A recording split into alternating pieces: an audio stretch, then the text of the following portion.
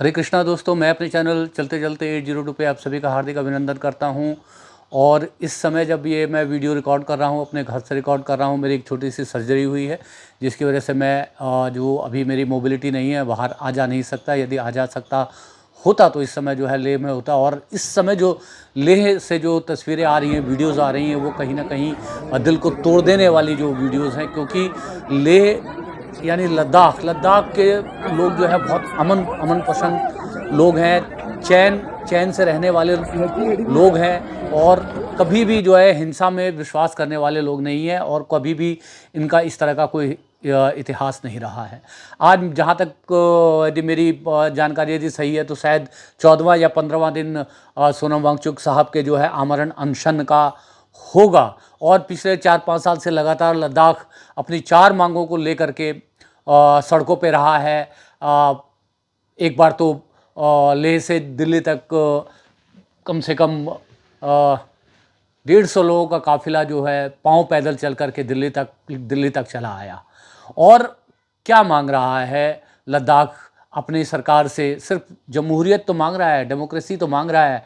Democracy वो भी वो वाली डेमोक्रेसी जो संविधान का 6वां अनुच्छेद, जो ट्राइबल बहुल, जहाँ भी जो है ट्राइबल जो कम्युनिटी है, हमारी आदिवासी कम्युनिटी बहुत बड़ी तादाद में रहते हैं, उनको जो है संविधान के 6वें शेड्यूल के तहत सारे अधिकार दिए जाते हैं। उनके सभी तरह के अपने जो उनके नेचुरल रिसोर्सेज हैं, उनकी पहचान, उनकी आइडेंटिटी, उनके कल्चर, उनके रस्म व रिवाज, और उनके जो जितने भी जो प्राकृतिक संसाधन हैं, उसको जो है अपने तरीके से मैनेज करने का अधिकार देती है संविधान का 6वां शेड्यूल। तो संविधान का 6वां शेड्यूल, जिसको भारतीय जनता पार्टी ने पिछले बार जो 4-5 साल पहले हिल काउंसिल का चुनाव हुआ था, अपने मैनिफेस्टो में वादा किया था लद्दाख को 6वें शेड्यूल के तहत, जिसे आप एक तरह से मिनी लोकतंत्र भी कह सकते हैं, मिनी डेमोक्रेसी भी कह सकते हैं, उसको देने का। मगर सरकार अपने वादे से मुकर गई।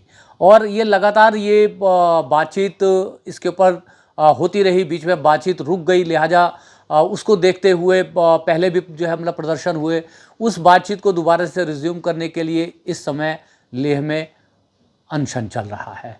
और आज जो हम देख रहे हैं कि शायद युवाओं का जो धैर्य है कहीं टूटता हुआ दिख रहा है। और बताया जाता है, मुझे कोई पुख्ता जानकारी नहीं है, सोशल मीडिया के ज़रिए से मैं बात कर रहा हूँ कि वहाँ पर बताया जाता है कि भारतीय जनता पार्टी के कार्यालय को आग लगा दी गई है। तो आग लगाने की संस्कृति कभी भी लद्दाख की नहीं रही है।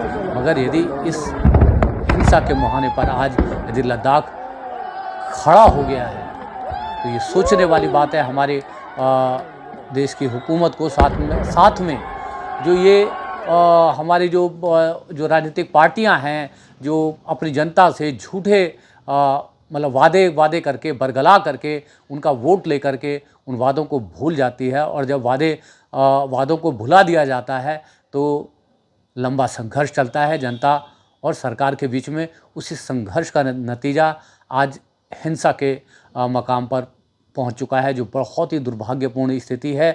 लद्दाख जैसा एक फ्रेजाइल जो स्टेट है, जहाँ के जो मतलब पर्यावरणीय अपने जो चुनौतियां हैं, उसके साथ साथ हमारे हमारे दुश्मन देश की, हमारे दो दुश्मन देश की जो है सीमाएं वहाँ से लगती हैं, चीन और जो है पाकिस्तान की। और बताया जाता है कि लद्दाख के जितने भी लोग हैं, जो लद्दाखी हैं, वो बिना जो है वर्दी के जो है सिपाही हैं, हमेशा भारतीय सेना के साथ जब भी जितने भी महत्वपूर्ण युद्ध हुए हैं उसमें कंधे से कंधा लगाकर लड़ता आया है।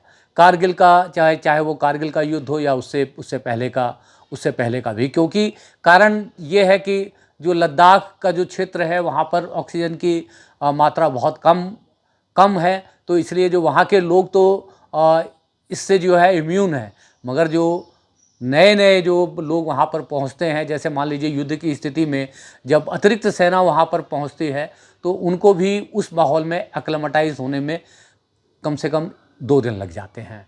तो उन 2 दिनों में जो सेना को सहयोग का जो काम करती है वो वहाँ के लोकल करते हैं, लद्दाखी करते हैं, लद्दाखी करते आए हैं। उनका रसद उनका रसद ढोकर पहाड़ों पे पहुंचाना जो है लद्दाखियों का काम रहा है। उनके राशन का सामान लेकर के ऊंचे पर्वतों पे चढ़ने का काम जो है लद्दाखी लोग करते रहे हैं।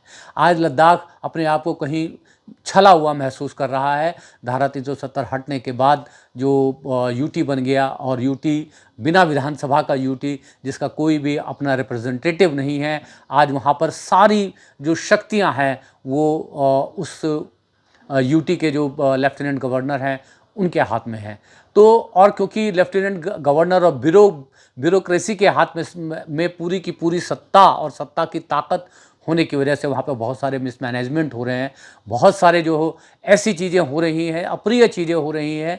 वहाँ के नेचुरल रिसोर्सेस को जो लूटने के मंसूबे से बहुत सारे उद्योग और उद्योगपति आंखें गड़ाए बैठे हैं, जिसको देखते हुए लद्दाख के लोग ये नहीं चाहते कि उनकी पहचान, उनकी आइडेंटिटी को किसी भी तरह का जो है नुकसान हो, और उनकी जो वैसे ही इतने फ्रेजाइल कंडीशन में वो लोग रहते हैं। और ऐसे में यदि वहाँ का पर्यावरण यदि बदलता है तो ग्लेशियर पिघलते हैं तो खाली जो है लद्दाख के लोगों का ही नुकसान नहीं होता, पेयजल की जो है कमी होती है वो धीरे धीरे जो है महानगरों तक भी आएगी।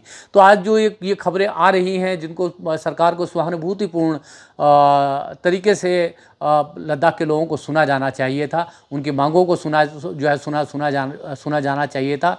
जो उनकी अनदेखी हुई है, उस अनदेखी